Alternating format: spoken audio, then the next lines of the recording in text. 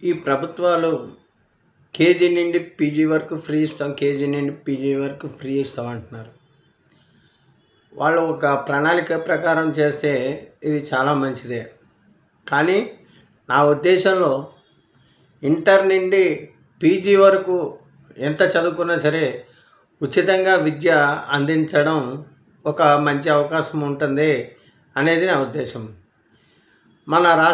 మన దేశంలో 28% మంది మాత్రమే కొద్దిగా హయ్యర్ ఎడ్యుకేషన్ చదువుతున్నారు. మిగతా వాళ్ళు చదువులేక కొంతమంది 10వ తరగతి 7వ తరగతి వరకు చదువుకునే వాళ్ళే చాలామంది ఉంటున్నారు. మన రాజధాని పట్టణ నగరాల్లో 20% మాత్రమే చదువుకుంటున్నారు. పల్లెటూరులో 8% మాత్రమే చదువుకునే వాళ్ళు ఉన్నారు. మీరు కావాలంటే ఎక్కడైనా ఈ సమాచారాన్ని తెలుసుకోండి. నేను ఈ సమాచారం అందుకునే మీకు ముందుకు ఉంచుతున్నాను.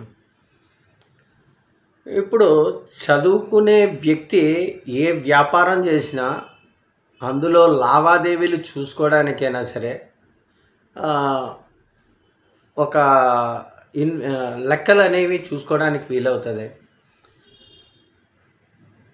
ఏ లావాదేవీలైనా